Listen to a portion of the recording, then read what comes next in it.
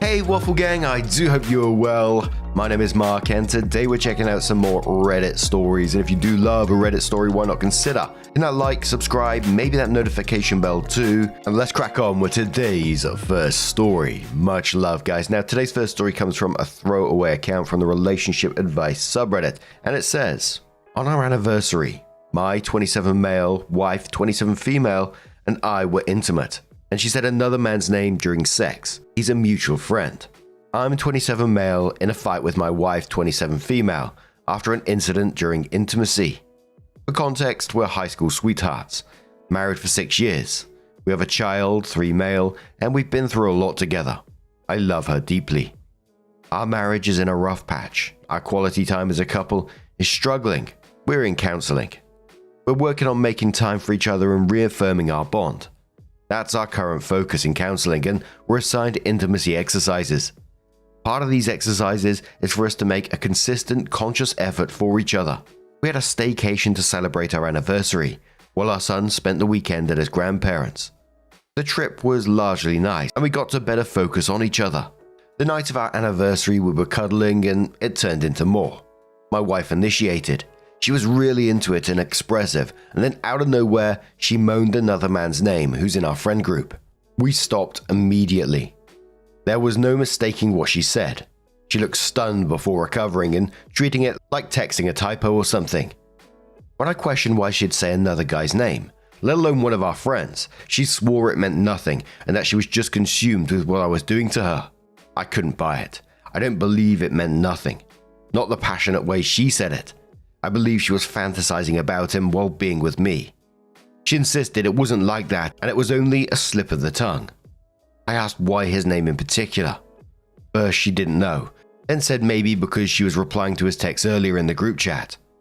When I pushed back, she got defensive. She said I was making something out of nothing and how it didn't need to ruin our anniversary. I told her nothing she was saying was reaching me and I needed some time.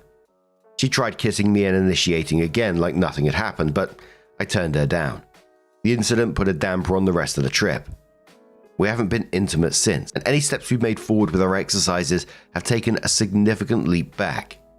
We're in a cycle of awkward silence, even in front of our son, or her ignoring the elephant in the room. She's being extra affectionate now, but I can't shake what's happened. I never thought twice about their friendship, but now I'm seeing past interactions differently. I love my wife. She and our son mean the world to me. I've been committed to working on our marriage, but I'm at a loss here. I feel my wife isn't being honest and is attempting to rug sweep by pouring on affection. I'm left reconsidering everything. I don't know how to navigate forward. I need outside perspectives. The top commenter on this one said, definitely need to save conversations on this for your counseling sessions. I highly recommend using a therapist certified in the Gottman method. Scott Owen says, and the way the wife responds to him telling the counselor will say a lot about where she is in all of this and whether she's taking it seriously or just going through the motions. Mama 2 Grace says, okay, if this happened with my partner, the first place my head would go immediately would be he's having an affair. But being on the outside, even though an affair is still on my list of possibilities, I don't think affair is the only logical answer. My other logical conclusion isn't very pretty either though. But it's happened that people are fantasizing about someone else. So she may just have the hots for this dude and thinking of him gets her going, and she was just so in her own head picturing him that she got lost in her own moment and it slipped out. For me, this option would still be grounds for me to take a step back and question a lot. Even thinking of my partner fantasizing about a friend or having sex with me makes me want to throw up. So I 100% can understand why this has messed you up so bad. I don't think any response is going to make you feel better, honestly. It happened, that's going to be a hard one to forget. Man, I wish I had advice, but knowing how it'd make me feel, I got nothing. I believe will make this feel any better for you. Would absolutely check your phone records to see if they're communicating more than they should be. That would definitely be my first move. Sheepskin says, Reddit is bananas. There was a post here the other day by a guy who fantasized about another woman while having sex with his wife, and it was the best sex they had ever had. He was racked with guilt and was asking if he should confess. Tons of commenters saying that they've done it. It's not a big deal. It's just a fantasy. Don't borrow trouble by telling the wife, etc. I'm not saying that to convince you to react one way or another. How you feel is how you feel, but I do say it to caution you against taking advice from Reddit, because what you'll get tends to be completely arbitrary, and many commenters are influenced by what they read from others, and it snowballs. You're already in counseling with your wife. Take this there and ignore whatever you read from people who say, "It's no big deal, I fantasize about someone else every time I have sex with my partner, lol," or "Man, I could never get past this, she clearly wants that guy and it's only a matter of time before she cheats." Get out while you're still young. We don't have the answers you need. Talk to your wife and a counselor. And obviously that last commenter was pretty much spot on, but the way I felt during it, the rug sweeping in itself and not acknowledging how hurt he was just madness to me. It was like, first she denied it like, it meant absolutely nothing. Then it was making excuses, was just replying to his text and getting defensive. You're making something out of nothing, and then just trying to, sexually initiate again after knowing he's hurt. It did feel very manipulative to me. And I'd be lying myself if I was to say that that wouldn't hurt me, because it would. But OP comes in with her update and says, "Thanks to everyone who reached out. I, 27 male, couldn't reply to everything, but the outside perspectives helped. A general consensus was that my wife, 27 female, and I's issue should be tackled in therapy. I knew that's what I should have done, but I delayed. I was too embarrassed. The thought of bringing up what happened in counseling made it worse, but I knew it needed to be done.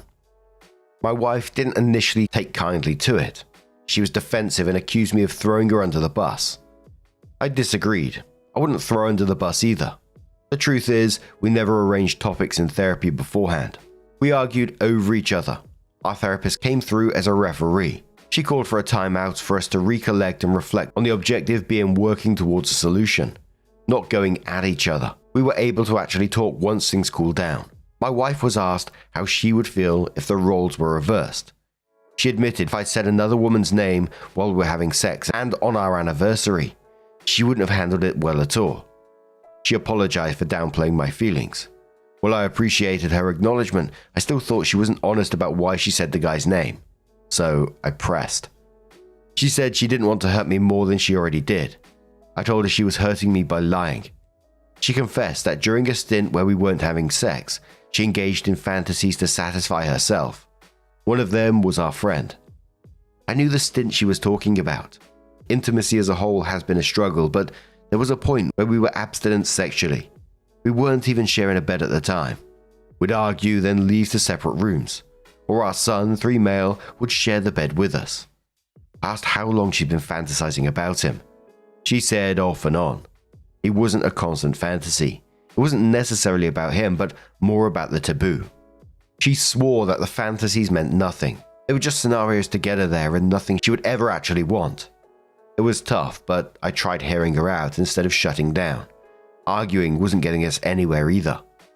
I can't relate to her about this. She's always been good enough for me during good and bad times. I was always focused on her during intimacy.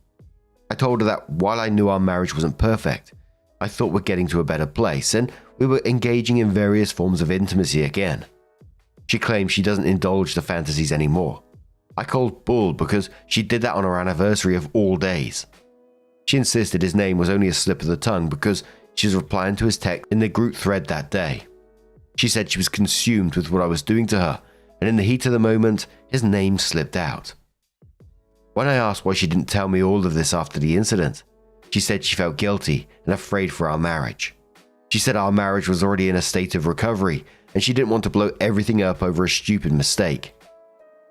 She kept saying she doesn't want him or anyone else. She only wants to be with me, and that's the whole reason why she's fighting for our marriage.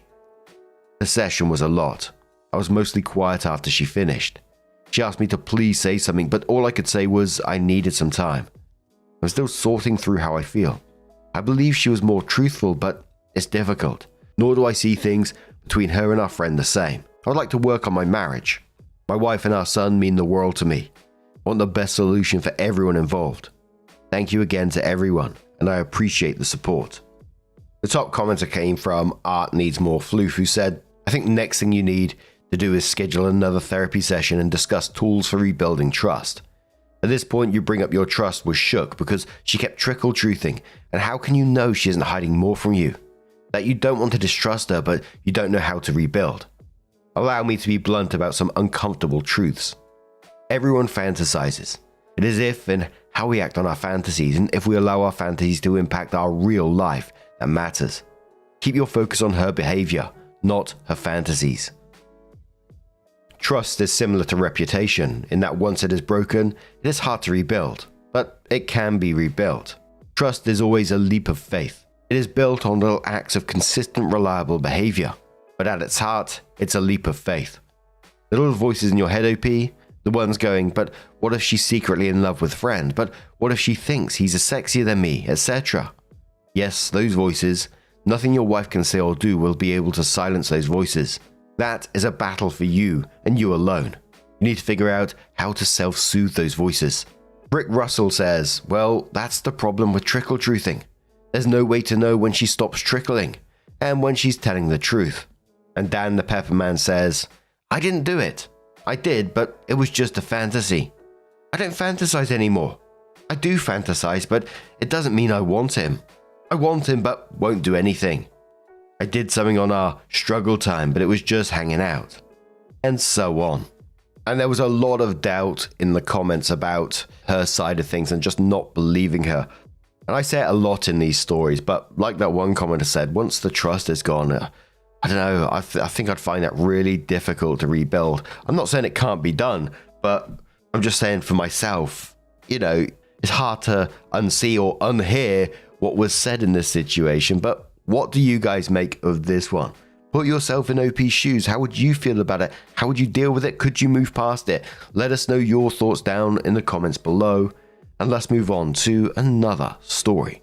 Now, before we do get into the next story, there is a trigger warning on it of child death. So if you do want to skip it, please feel free to do so. Timestamps are always down in the description and along the timeline below. Thank you.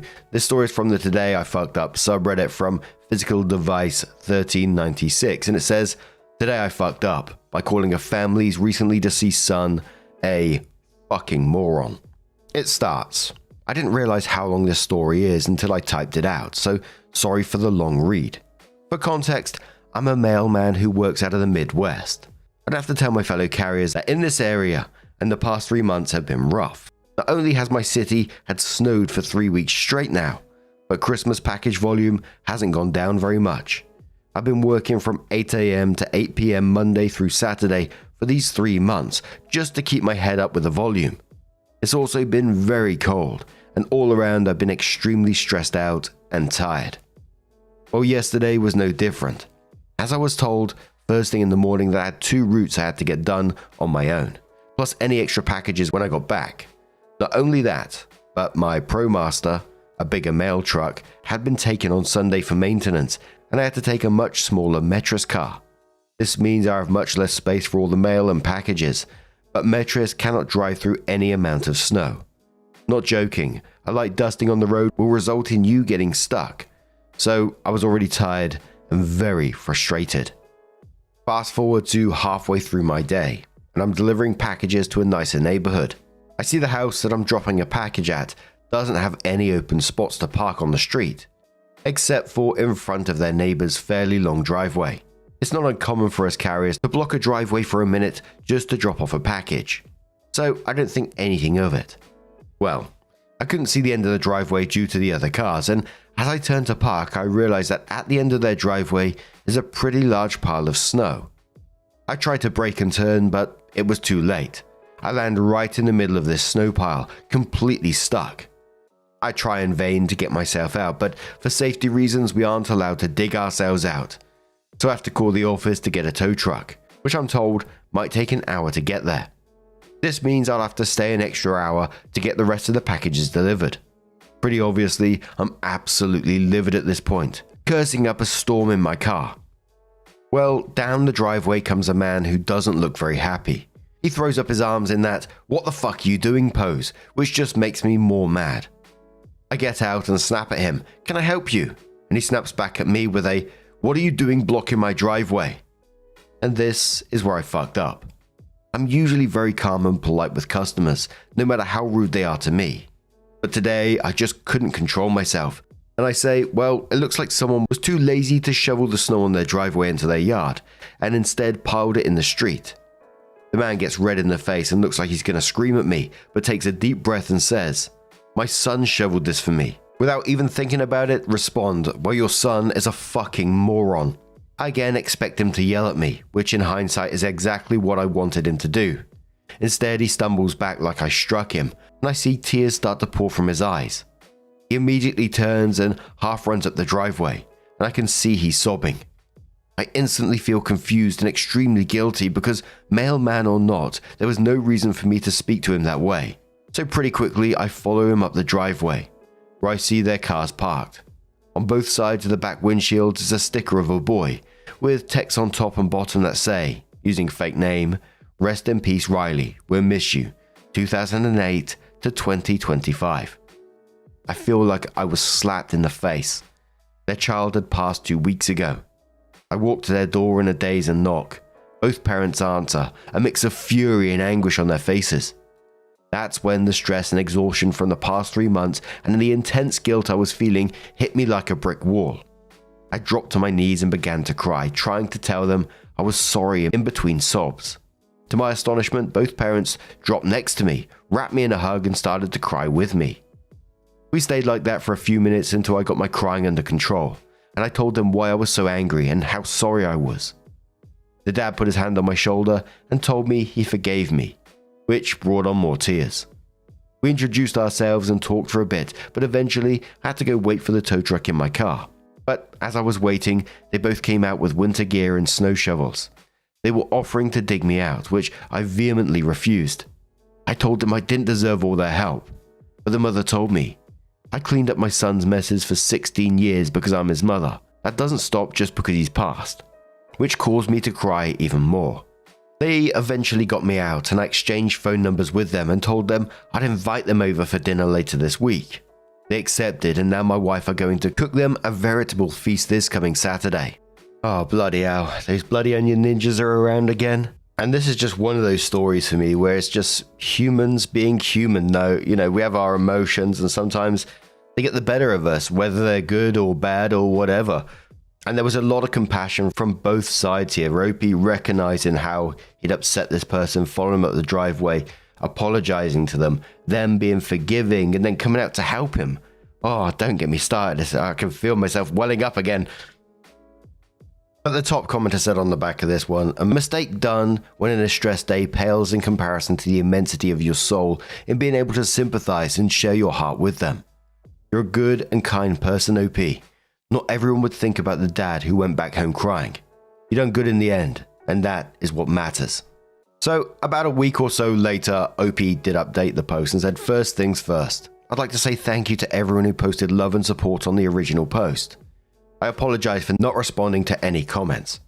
I really thought I was going to get torn up in the comments, so I muted the post right after I posted it. I wasn't going to post the story in the first place, but a friend of mine told me about this sub and told me people would love to hear the story. I'll be more active on the post. Now, as for an actual update, the parents did have dinner with my wife and I last night, and they're absolutely wonderful people. They, 40 and 42, are quite a bit older than my wife, 28, and I, 27, but that didn't matter in the slightest. We had my family's famous goulash with a very nice bottle of wine they brought with them, and talked almost the whole night. At one point I did work up the courage to tell them about the post, and they were a bit apprehensive at first. But once I read some of the wonderful comments you all had wrote, I did not read them the absolutely disgusting comments some people left. They felt absolutely blessed that so many were supportive of their family and our new friendship. The father did have something he wanted me to include in this update. Before he had a son, he was a lot like me. Very quick to anger, prone to flying off the handle if he was having a bad day. When he had his son, he got a bit better, but he was still an angry person overall. When his son died, he had an absolute meltdown and said some very hurtful things to family members who were trying to be supportive. He's going to feel guilty about that forever and made a promise to both his wife and son that he would keep his anger under control. Well then, along comes me, his first real test of his new promise. He told me he genuinely believes that his son sent me as a real test to the promise he made him. He encourages everyone to do the same, to approach others with compassion and kindness before anger, as none of us truly know what battles everyone around us is fighting. Some of the comments on that one says, "This is the most beautiful update to a Today I Fucked Up I've ever seen on here. I'm glad that the moment of anger turned into something beautiful. I'm not a believer in fate or what have you, but if there ever was a case to be made for some things really do happen for a reason, it's this. Thank you for updating. I've been thinking about that post and it's amazing to see that you've connected like this and forged a friendship. My faith in the kindness of humanity has been restored on this one." Opie says thank you so much. I'm also not a huge believer in fate, but I'm definitely having some second thoughts as well. Commenter says, "I'm just so glad there was room for expansion, forgiveness, healing, and connection. I empathized, my favorite sin, with so many aspects of both sides of your original post. You and the dad, the anger, having to choke down the shit we're being handed, the weight of grief, etc. What a light to shine on the human condition and how it can triumph. I love this for all of you." Opie says thank you. The whole experience is going to remain at the forefront of my mind for the rest of my life, and I hope to continue spreading compassion everywhere I go. And one more comment who says, "This is amazing, and I'm so happy for all involved. Also, can you share the goulash recipe, or is it a family secret?" And Opie responds saying thank you, and I'm sorry to say, it is a family secret. It's much too powerful to be shared with the world. Let's not read another story and taint it. But what do you guys make of this situation? Like Opie said, it's always interesting because you never know what someone's going through. Sure, it's not an excuse to be an arse to one another, etc., etc., but sometimes we are human, and, you know, the way that Opie went to apologize for what happened and the way they made a connection because of it is something really special. But what do you guys make of this one? Let us know your thoughts down in the comments below. And just a huge thank you for being here today, getting involved in the stories, your love, your support, your time. It always means the absolute world to me. So thank you so, so much. And hopefully I'll see you in the next one. Take care and much love.